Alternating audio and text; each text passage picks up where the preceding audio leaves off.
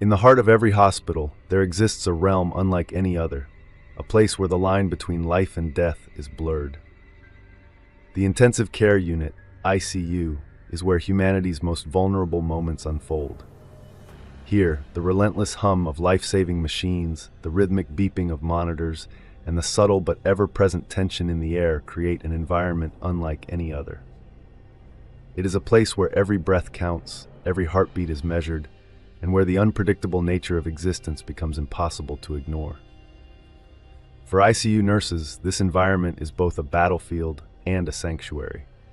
It's a world they navigate with unparalleled skill, compassion, and expertise.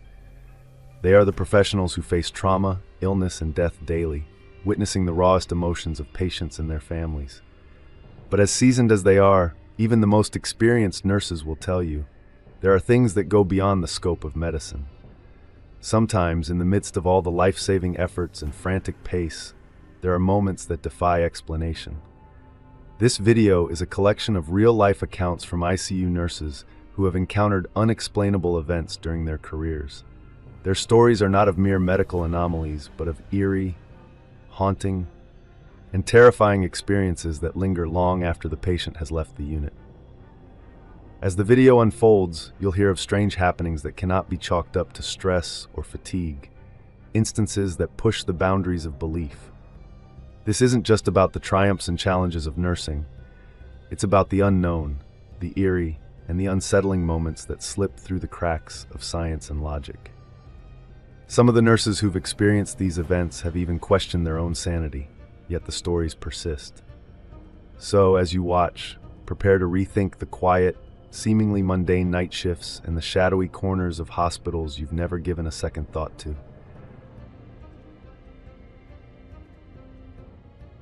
It was one of those early shifts when the night had just turned to morning and the ICU was quiet, too quiet. The soft beep of the machines, the occasional shuffle of footsteps in the hallway, and the low hum of the air conditioning filled the air. But otherwise, the hospital felt almost empty. I was at the nurses' station, going through my reports for the night when I heard it. At first, I thought it was just my mind playing tricks on me from exhaustion. It was faint, almost a whisper, a baby's cry, soft, distant, but unmistakable. I paused, trying to place the sound. It wasn't the typical noise you'd expect in an ICU. There weren't any babies in the ward, not at this hour. It was all elderly patients, adults suffering from critical conditions, and yet the cry lingered, growing slightly louder, as if it was coming from just down the hall. I stood up quickly, my heart racing. I followed the sound down the dim corridor, each step feeling heavier than the last. The sound led me to room 312, a room that had been empty for days. Nothing but a quiet bed with no one inside. I opened the door, heart in my throat, and walked in, scanning the room quickly. No baby. No sign of life, other than the usual hospital equipment. No crying either. The room was eerily silent. I stood there for a moment, waiting. The silence felt almost too much. I checked the chart for the room. There were no infants listed as patients in that space. It didn't make sense. But the cry was still fresh in my mind, echoing in my ears. I stepped back out into the hallway, trying to rationalize it. Maybe I just imagined it. Exhaustion, stress, maybe even a bit of a sensory overload. But then I remembered something. There had been a rumor circulating among the staff for months. It had started as a whispered comment in the break room, a nurse mentioning that she'd heard a baby crying late one night. She thought she'd been hallucinating, maybe just tired after a long shift. But others began to share similar stories. Voices of babies crying, soft and distant, in the dead of night when the ward was meant to be silent. I couldn't help but feel the hairs on the back of my neck stand up. It was impossible, yet it felt so real. I decided to ask around to find out if anyone had heard it too. The more I spoke with the staff, the more I realized that I wasn't the only one. Several nurses had heard the same sound at various hours, always in the same part of the ICU. Then, one of the senior nurses who'd worked here for years mentioned something that chilled me. She told me that months ago, a baby had been brought in, critical and struggling to survive. Despite everyone's best efforts, the baby passed away in that very room. It had been a tragic case, and the family had gone through unimaginable grief. Ever since that night, she said quietly. People have heard the crying. I don't know if it's just stress or something else, but I've heard it myself. Sometimes it's louder, other times softer, but it's always there. I couldn't ignore it any longer. The crying sound, the empty room, the unsettling feeling that lingered. It wasn't just my imagination. Something was there. Something had left a mark. And maybe it wasn't just the hospital, but the echoes of life that had once struggled in that very space, refusing to fade. Later that week, I went back to room 312 just to check again. The door creaked as I entered, and for a brief moment, I thought I heard it. The faint cry, the soft, broken sound of a baby calling out. But when I walked in, there was only silence. Only the sterile, cold walls of the room that had witnessed so much suffering and loss. In the ICU, we're used to sounds. Machines beeping, the quiet murmurs of conversations, and the occasional groan or sigh from a patient. But some sounds don't belong. They don't make sense. And yet sometimes they seem to linger long after the body is gone. Echoes from the past, from lives that were lost, from struggles that no one can forget. We dismiss these things. After all, it's easier to chalk it up to stress or exhaustion or even a trick of the mind. But in those quiet moments, in the stillness of the night, I can't help but wonder, what if those sounds are not just our minds playing tricks? What if they are truly echoes, lingering around the space where life once fought to survive, where the faintest cry still refuses to fade? Hello friends, thank you for watching. A special shout out to our subscribers. You keep these eerie stories alive. But here's the thing, only 30% of viewers are subscribed. If you enjoy our content, hitting subscribe helps us more than you know. It takes a second, but makes a huge difference. While you're at it, like and share to keep the chills coming. Thanks again. You made this possible. See you in the next one, if you dare.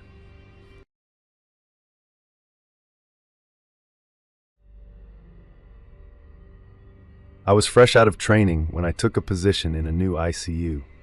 The kind of job that would challenge my skills, stretch my patience, and test my endurance. I'd heard the usual stories from the other nurses, ghost tales that seemed to make their rounds with every new staff member. They were always shared in whispers around coffee breaks or when the unit was quieter than usual.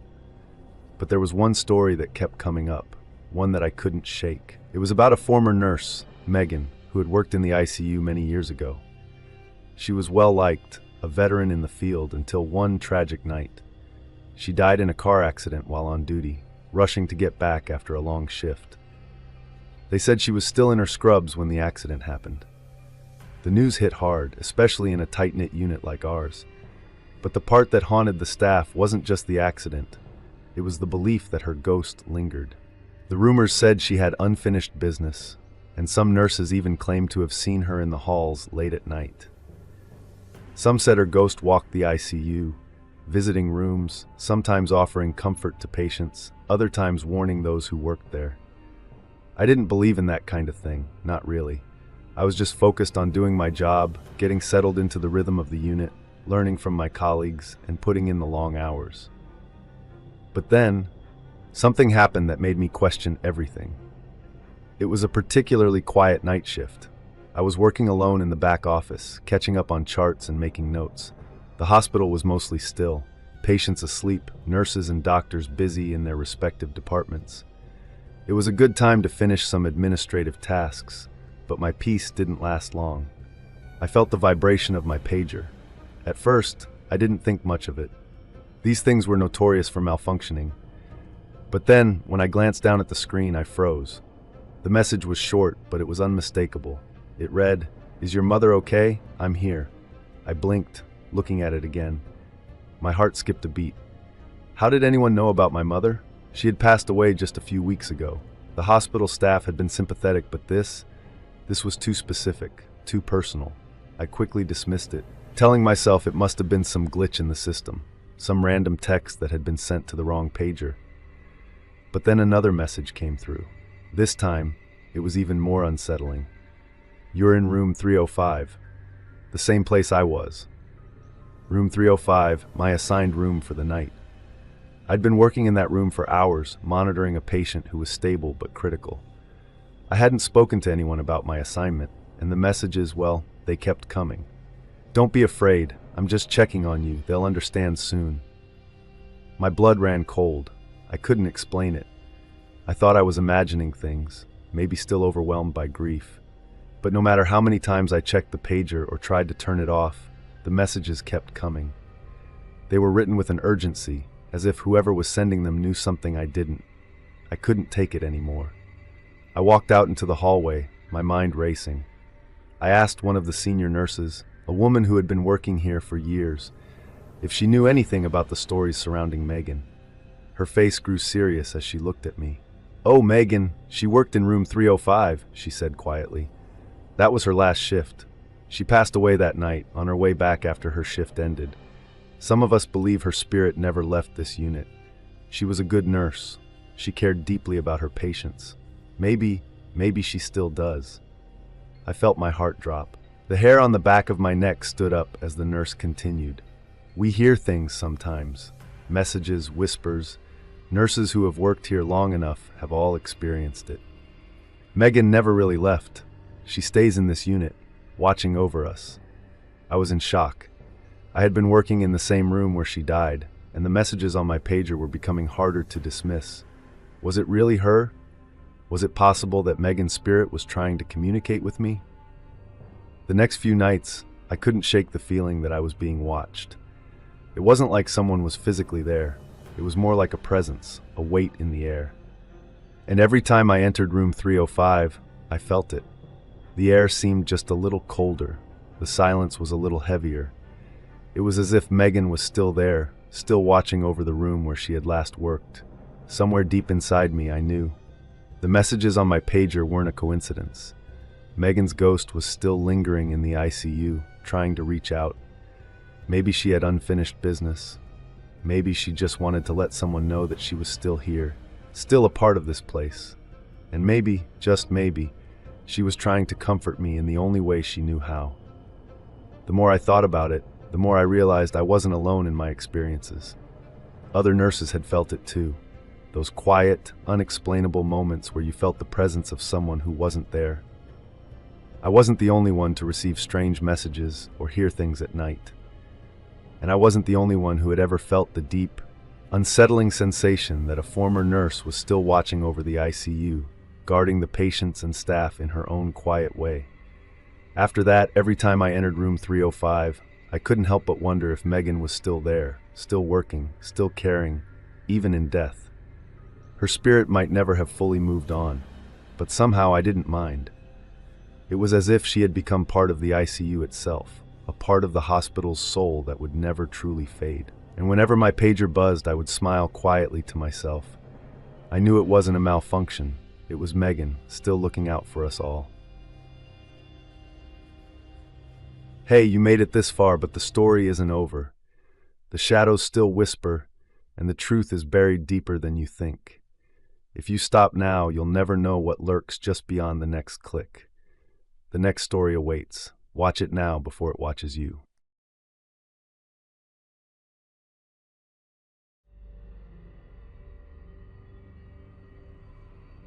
There are patients who come and go, people who pass through our care and their presence is felt, but they don't always leave an impression. But then there are those patients, the ones that you can't shake, no matter how hard you try. I remember one such patient clearly. Her name was Mrs. Harris. She had been in the ICU for a few weeks, and to anyone else, she seemed like just another elderly woman struggling with her health. But to me, there was something different about her. Every time I checked on her, she would be lying in bed, staring up at the ceiling. Her eyes never blinked, never moved. It wasn't just the stillness that got to me, it was the intensity of her gaze. It was like she was seeing something that wasn't there, something none of us could see. She didn't speak, she didn't make a sound, but somehow when I would approach her, she would shift her eyes, looking at me with such clarity, as if she was fully aware of everything that was going on. I'd try to talk to her, ask if she needed anything, but she would never respond. It wasn't that she was unresponsive. No, she would raise an eyebrow or slightly move her fingers in a way that made me feel she was trying to communicate. But still, she didn't speak. She just watched. Watched the ceiling with such focus, as if something was happening there that I couldn't understand. One night, I was assigned to her care. The ICU was quiet. The night shift always has that stillness to it. Most of the patients were asleep, and the hospital seemed to breathe with the rhythm of the machines. But Mrs. Harris, she was wide awake as usual. Her eyes locked onto the ceiling, unmoving. I felt uneasy. There was something in her gaze that felt almost unnatural. I glanced at the ceiling, but of course there was nothing there. Just the usual fluorescent lights, the quiet hum of the machines above her. But still, I couldn't shake the feeling that she was staring at someone that wasn't in the room. My heart started to race. I tried to dismiss the thought, telling myself I was being paranoid. After all, it was a long shift, and maybe the exhaustion was getting to me. I checked her vitals, made sure everything was in place, and started to walk out of the room. But just before I left, I turned back to look at her once more. Her gaze hadn't moved. But then, something strange happened. Her eyes slowly shifted to meet mine, and for the briefest moment, it felt like she was trying to tell me something. Not with words, but with that intense, unwavering stare. I felt a chill run through me. It was as if her eyes were saying, "I'm not just looking at the ceiling, I'm watching something else." I couldn't explain it. I'd seen many patients over the years, but this was different. I had a feeling in my gut that I couldn't shake. I didn't know what she was looking at or who she was looking for, but I couldn't deny that there was something beyond the physical world in that room with her. Hours later, as the night wound down, I returned to her room to check on her again. I found her still in the same position, eyes locked on the ceiling. The machines around her were quiet, and the room felt heavier than usual. But there was no movement, no blinking, no sound. Mrs. Harris was still, as if frozen in time. I stayed there for a moment, watching her. Then I stepped out to update the nurse's log, and that's when I was told. Mrs. Harris had passed away just hours after I had left her room. I didn't know how to process it. But what disturbed me most was when the staff confirmed that she had not moved, blinked, or spoken the entire time she was in the room. Not once, not even when I was there. It was as if she had been holding on to something, waiting for something, and when it finally came, she let go. It wasn't the fact that she had passed that left me unsettled. It was the way she had been watching, as if she were waiting for someone or something that no one else could see. Some patients linger in strange ways, as if they are in a trance, caught between worlds.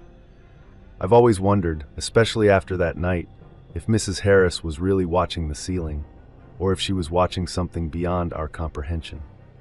Maybe she was waiting for someone to arrive, or maybe she was looking at something far more important than any of us could ever understand.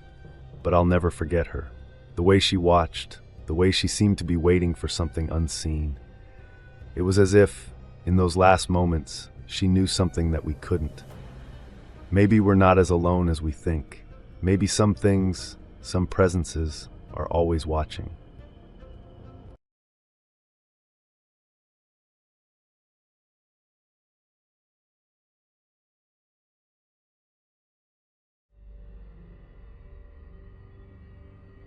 The hospital can be a quiet place after the rush of the day. I had just finished my shift, exhausted from running around and trying to keep everything in order. It was one of those nights when everything felt heavier than usual. The kind of shift where your body feels like it's moving on autopilot. I had just finished checking on all my patients and was sitting in the break room, trying to relax for a moment before heading home. The night was still. There was no sound except for the occasional beeping of machines down the hallway. It was almost eerie how peaceful it was for that time of night. I got up from the chair, ready to finish the last of my rounds before clocking out. I had to check on room 305. As I walked through the hallway, I passed empty rooms and dimmed lights. I reached the door of room 305, where an elderly man had been resting quietly for the past few days. He had been a bit unresponsive lately, but nothing had seemed alarming, just the slow process of aging. I opened the door quietly, not wanting to disturb him, but as soon as I stepped inside, something felt off. It wasn't the room itself.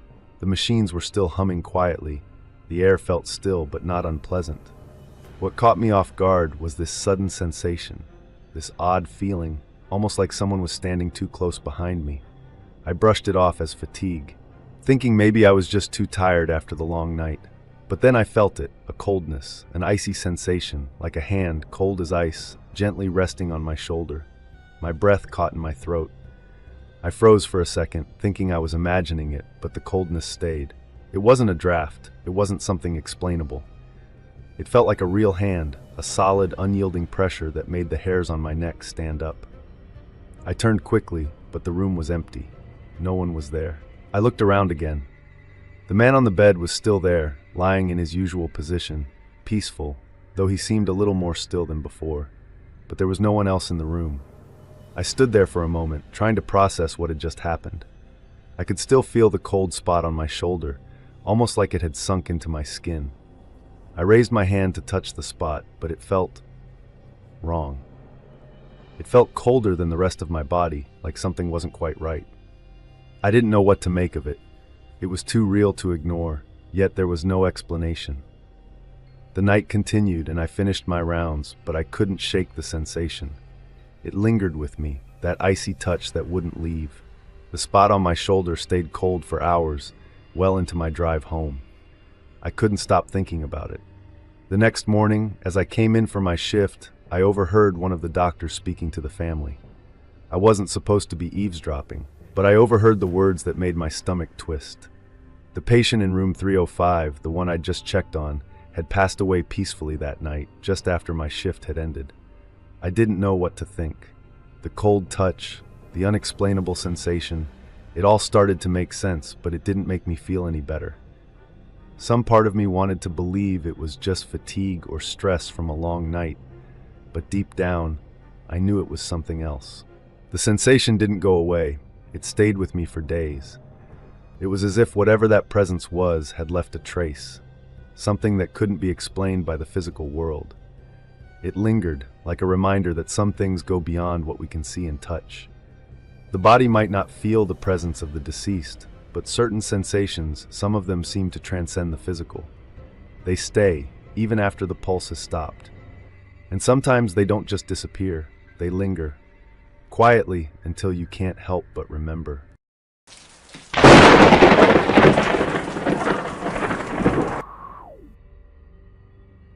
It was like any other busy day. The patients, the routines, the constant flow of tasks. I was used to it by now. The rhythm of the ICU, the constant beeping of monitors, the quiet murmurs of doctors and nurses passing by. Everything felt normal, and everything felt predictable. I was finishing up my rounds when I glanced at the clock. It was nearly time for my shift to end. The last stretch always felt like the hardest. Everyone was getting tired, running low on energy, and the hospital, in a strange way, felt like it was holding its breath as we all awaited the shift change. As the minutes passed, I wrapped up my final tasks, double-checked patient records, and prepared to leave.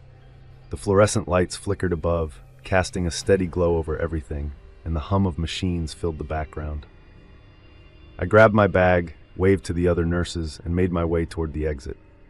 It was the usual routine, nothing special, until I walked out of the ICU doors. That's when the odd sensation hit. It was like an unsettling feeling, a quiet nagging in the back of my mind, but I couldn't place why. The moment I closed the door behind me and stepped out into the cool night air, the feeling only deepened. It was as if something wasn't quite right.